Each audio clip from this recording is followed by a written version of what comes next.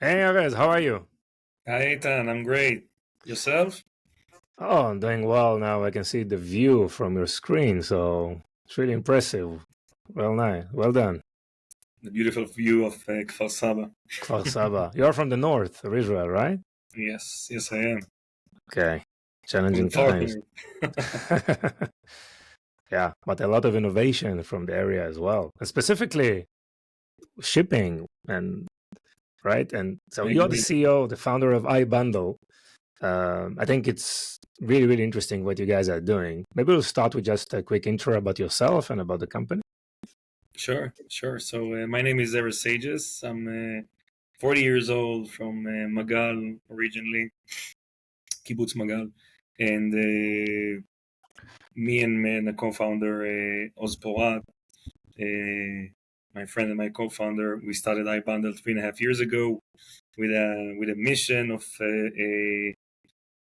creating a new shipping method for e-commerce businesses in the B2C sector. For shipping products cross-border, internationally, direct to consumers. And we started the journey with a big vision, and we're doing it today, and it's exciting. So I've interviewed. I think this is an area of great innovation, and I definitely interviewed in my podcast few of those companies, and I know there's a lot going on. What sets you apart? What is your unique source, and what is exactly you guys are providing? I think that the key element here, obviously, is technology and understanding. We understand deeply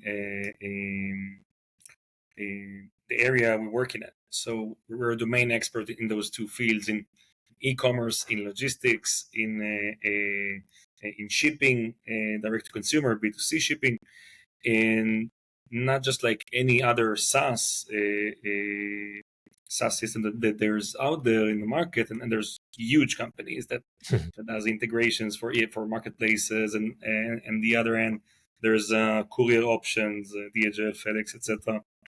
More automated, less automated. But at the end of the day, most of those companies are not really, we call it touching the package, or a part of the journey, or creating the journey from A to Z, because it's really hard work. It takes lots of effort, and there's a lot of details you need to know, and regulations, and how to build all this workflow from A to Z from all of these partners, and we're assets free, so we utilize lots of partners worldwide in order to manufacture this kind of shipping method of consolidation and B2C shipping for small, medium-sized businesses from lots of locations worldwide to lots of locations worldwide. Like we have more than 8 corridors worldwide that we utilize today, and I think that's the secret sauce of iBundle in a Yeah. nutshell.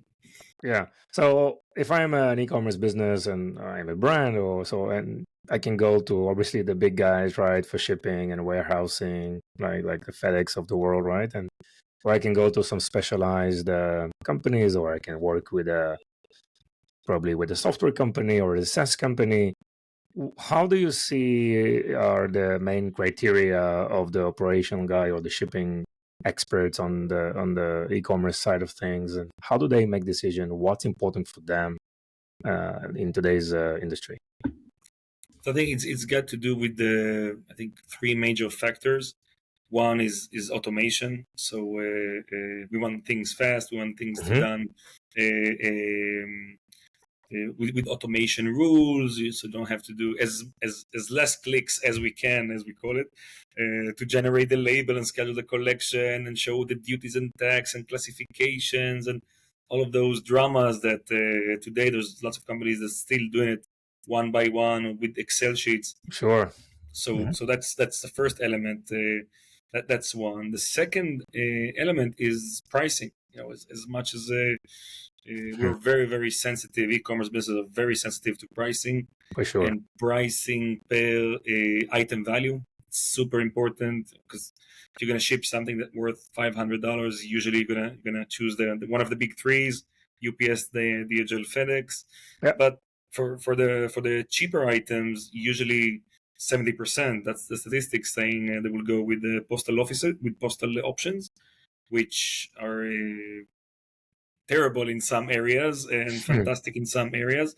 So we're trying to utilize them where they have their most added value. So in just in a nutshell, if there's a USPS package going from the US to the UK, so we know that the USPS will do their job greatly from the US into the UK, but then maybe Royal Mail will mess up all the clearance side and the last mile. So USPS were great here, but through all the journey, there's lots of stuff that lots of things that can happen that got nothing to do with them or not under their control, and we're filling in this gap. We're getting in this position and Mhm. changing the clearance type and changing the last mile option, so we can have a sustainable kind of shipping for that e-commerce item that is less than, I would say, less than $200 and between $200 to $50. That's the area of most of our shippers worth of goods, and we provide, and that's the second thing. So pricing, which we're very sensitive to, and third is a mix of all of them together. So is lots of e-commerce businesses has multiple options or multiple options for shipping or multiple items they can ship. So the high value item express, a level underneath it bundles, and a third element which is the cheapest you can find in post offices, untrackable, Mhm. etc. So lots of businesses utilize those three, and we want to make sure you can utilize all of them within iBundle. Yeah. So how the customer journey looks like? I mean, what are the things that usually a customer is doing on the platform that enables them to do, this type of services? Sure. So the first step is to register into the system, and then the second thing would be to connect their store. Shopify, Wix, Magento. We have more than Hmm. 40 different channels we're integrated to, so a client can connect within a minute. And once he's connected, all his orders streamed into iBundle, into the dashboard, and then he can play and choose which option he wants to ship with. And there's a whole brain behind the scenes that creates all the bundles, creates all the choices, knows and verifies that what you're shipping is what needs to be shipped with the right regulations to the right destination with the right price that is we're offering you at the same time in Hmm. live. Um, so that's basically the journey. You get the shipment, you get the label, collection, you pay for it, pay as you go, and that tracking and that statuses of that shipment goes directly back to the marketplace to update the consumer that is participating in this game and wants to see his packages getting started with his journey. Yeah. So what happens behind the scene? I guess you work very hard to build this network of partnerships, and obviously it's an ongoing work for you guys to make sure everything works well for each order, right? Absolutely, it's a constant battle Sure. internally as there every startup, I think. And there's lots of things also changing, and there's lots of just the past a few days we heard about all the B2C stock of Timu and other companies that were stuck in the US in Type 86 regulations.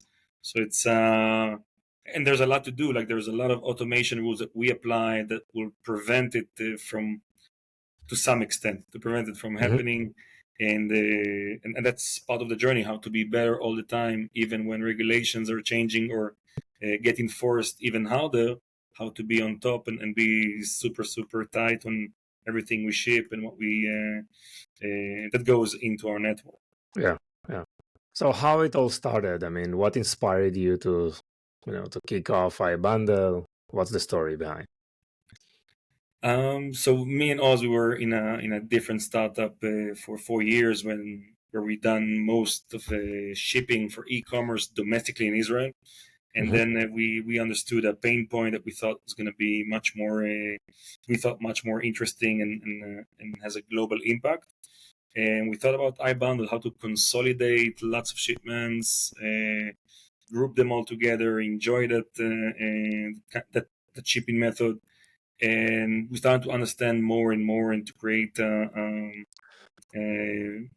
chart flows of how it's going to look like and from where to where and how Mhm. it's going to work and what are the regulations and it really came from a pain that we saw at e-commerce businesses that they don't have enough options to ship their goods from A to Z, and they need for every kind of shipment they need the right method with compare it with price comparison, which would be sustainable for that Mhm. kind of a shipment, and that's what driven us, and I'm happy we started the journey in this particular field as we see it grows dramatically during Yeah. COVID and even now. It's just this B2C market is growing very very fast because lots of businesses are also understanding that having a front warehouse in country of origin origin will be it's costly, and sometimes it's even better to do the direct to consumer to manufacture in China and ship per order. That's option one, or there's many other options that will prevent you or will make you save more money, but not compromise on the shipping level and service and support that we will provide to our customers. Yeah. So is it true to say that the brains behind like the algorithms or the way you make decisions through this bundling of transactions, correct? The way we're making a decision, it's the engine behind the scenes Hmm. that has lots of data. Yeah. And I know everyone is tired of hearing about AI and all this, but there's an element of AI here as well that creates and learns all the time from a lot of data we get into the system and successful journeys of our packages, and we know this journey is good, so we're Hmm. going to keep utilize it, we're going to keep using it for the next time for the next customer. And once we see dates to Poland and it gets stuck, and so the system learns and it knows you can't ship any food to this country, and the regulations, time frames, ETAs, duties and tax, Hmm. classifications, which kind of partners are qualified for each journey. So that's how we Yes. take decisions behind the scenes. And where is the sweet spot? Is it more on the cross-border type of shipments, or is like locally within the US Yeah, market, for cross example? border, Cross-border. cross border. What are the challenges that you see there that you needed to overcome?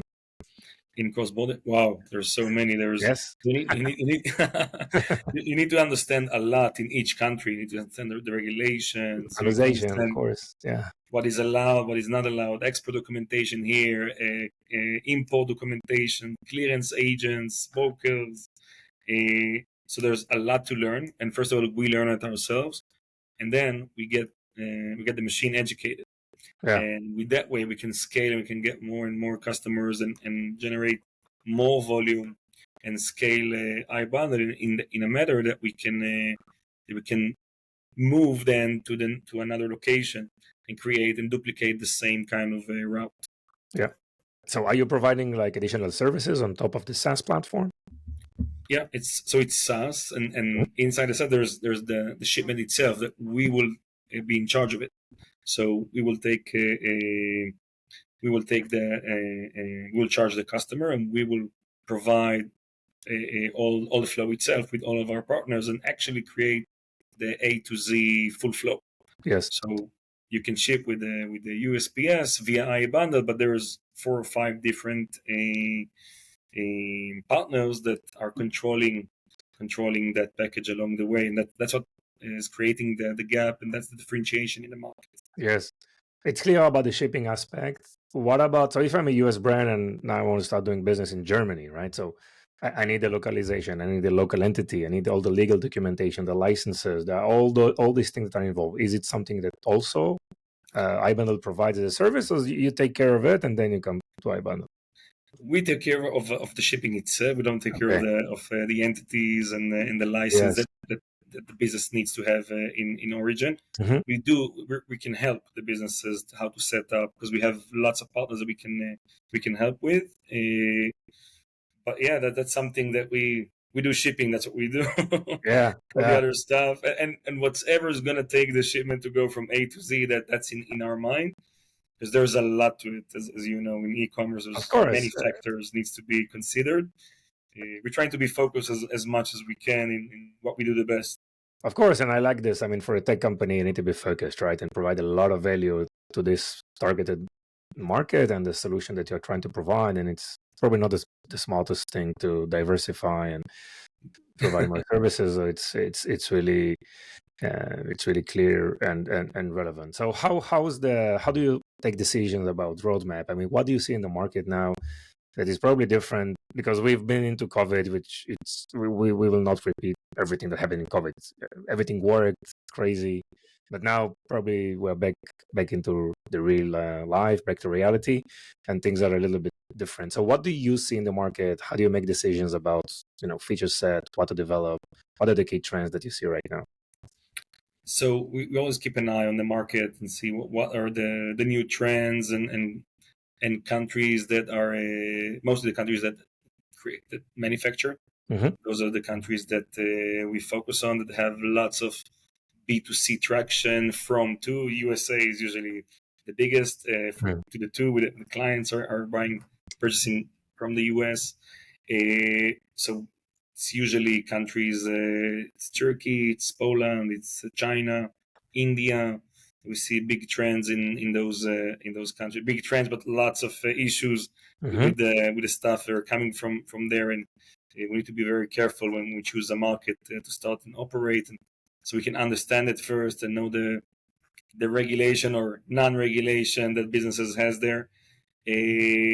But we always keep an eye on how the e-commerce journey is evolving, and I think that more and more, in a very high level, back in the days like 6-7 years ago, e-commerce businesses would throw all their stock in a front warehouse and just dispatch everything from Mm-hmm. there, and then they understand the cost and they understand they can't really grow because they have so many items. And today I heard there's 4,000 new items every day on Temu, Yeah. something like that, on fashion, so a daily. So obviously Wow. you can't maintain it, and you can't really hold that much of a stock, and from each stock you have to have X quantity. So it's not something that is going to hold for a long run. And we saw shifting from that vision to direct to consumer, or B2C cross border. And then companies, they don't, they're not stopping using the warehouses, the front warehouses. They keep using it for 20-30% of their goods, for the most common goods, and all the other will be shipped on demand. So if you want that kind of a jeans, extra large, tight, XYZ, so they're gonna manufacture it in 3 days and ship it to you, so they can save money. You mean like direct to consumer, China to consumer, right? Exactly, Yeah. exactly. So Wow. we see a big shift Yes. in the past. I'm in this industry for the past 9 years, and I see a big shift in the past 5 years. Um, and we think that the world is moving more and more into that direction. And we see that also with Amazon, FBA, FBM.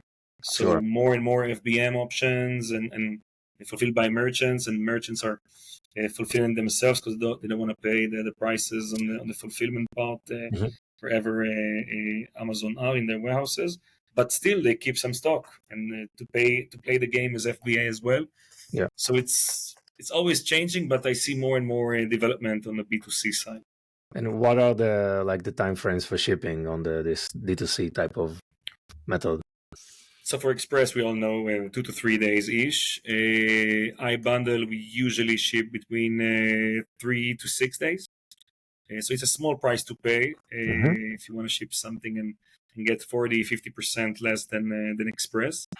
Um, those are the frames Okay. usually. And you see, so I mean, e-commerce businesses, they need to like make decisions between price, time. I mean, this spectrum is always tough to decide.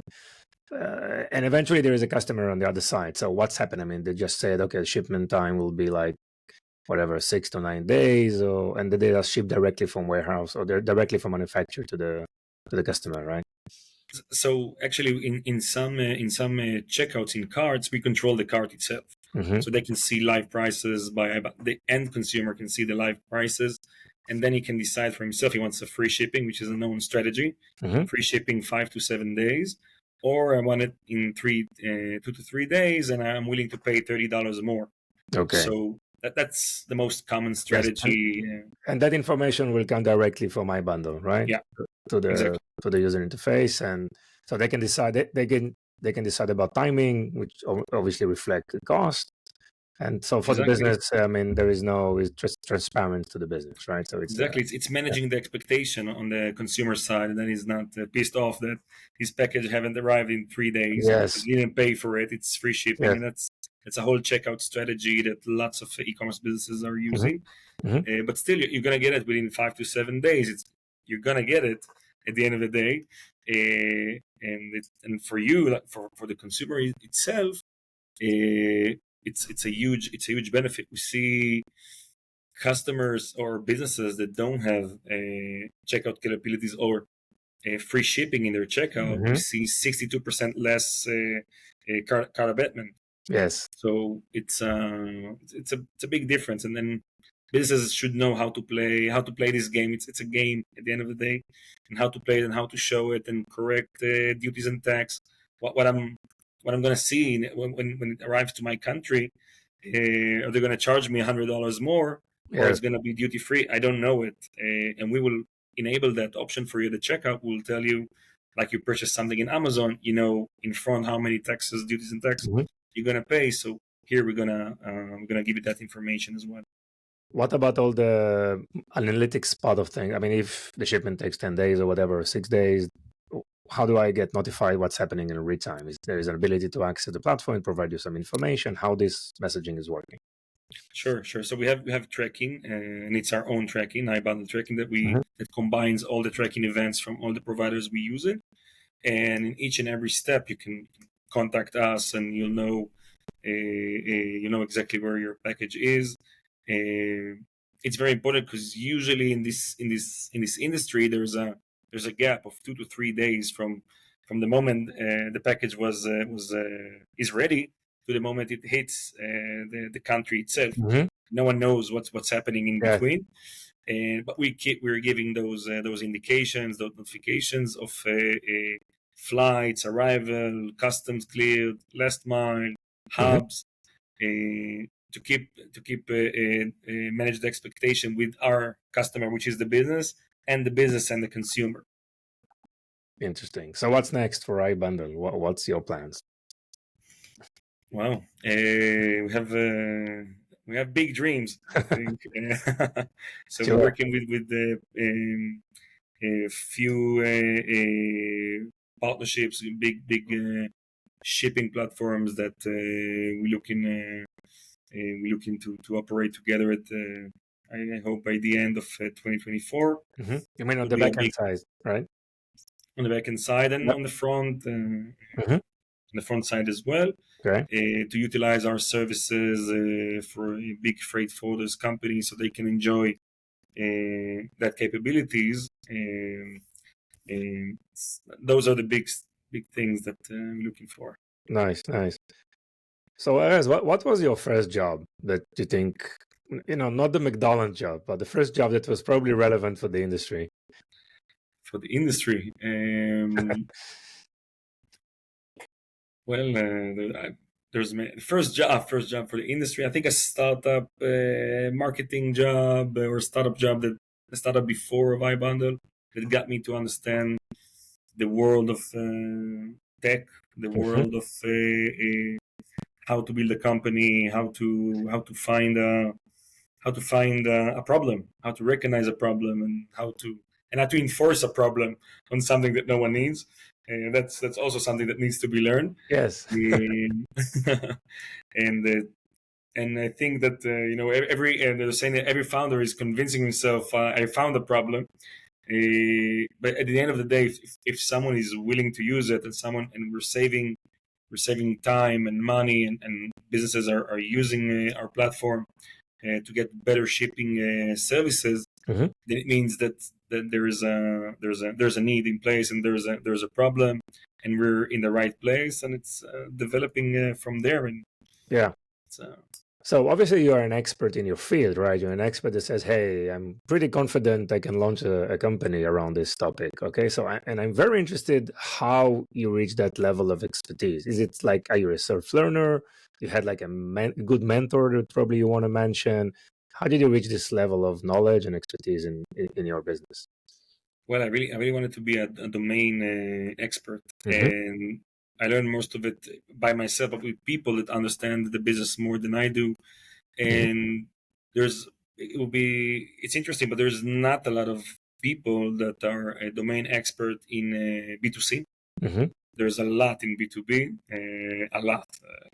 I'm not an expert in B2B, but in B2C cross border, you really have to know your way around it, and to understand how it works and what's the and there's good people along the way, and partners that when we started iBundle, that uh, I learned a lot from them, Hmm. how to do what how to do their part of their journey, and then to combine it all together. So it's a lot of time to learn with big logistic companies, with small logistic companies, with couriers, with the experts in the field of e-commerce that got nothing to do to shipping, Hmm. with Amazon experts, with Etsy experts, with Shopify stores owners, with my partner Oz, which is the CTO, to understand how it all works, how that system is operating behind the scenes, so I can understand it better. And so all of that together got us to the point that we feel very comfortable, and we can access and but obviously you don't know it. It wasn't 7 years learning and then going and hunting. It was throwing ourselves into the water, Yeah. test drive, and learning from there. I think that's the most important part, to learn while doing. Just throw yourself out there, and the Nice. education will come. Yes, yeah. So being a continuous learner and having the confidence that and the knowledge to research and try to find solutions for a lot of things. And so, for the logistics expert who are just listening to us right now, what are some of the tips or advice that you can provide? I mean, if they're for their job, I mean, if they're evaluating shipping solution or they're trying to make decision, what advice you can provide them? Besides of iBundle, now Yes, yes.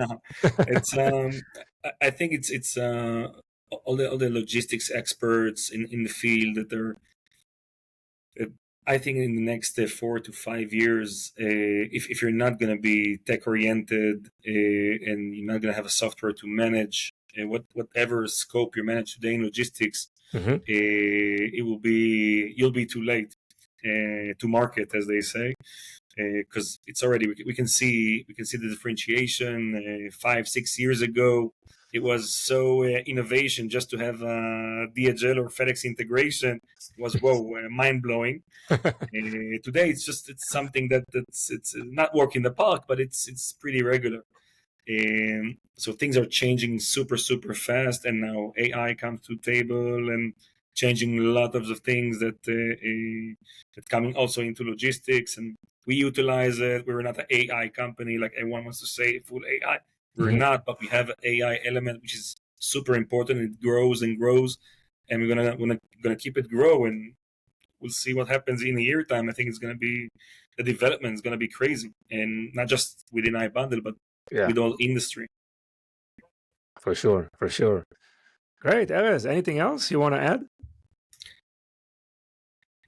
No, That's I about think it. we covered most of in a high level. I think we covered Great, everything. great. So we will share your information and, of course, the iBundle information in the show notes. I really would like to thank you. Wish you all the best, in your journey with iBundle. Good luck. Thank you very much, Ethan. Appreciate it. Thank you, Erez. Bye bye. Thank you.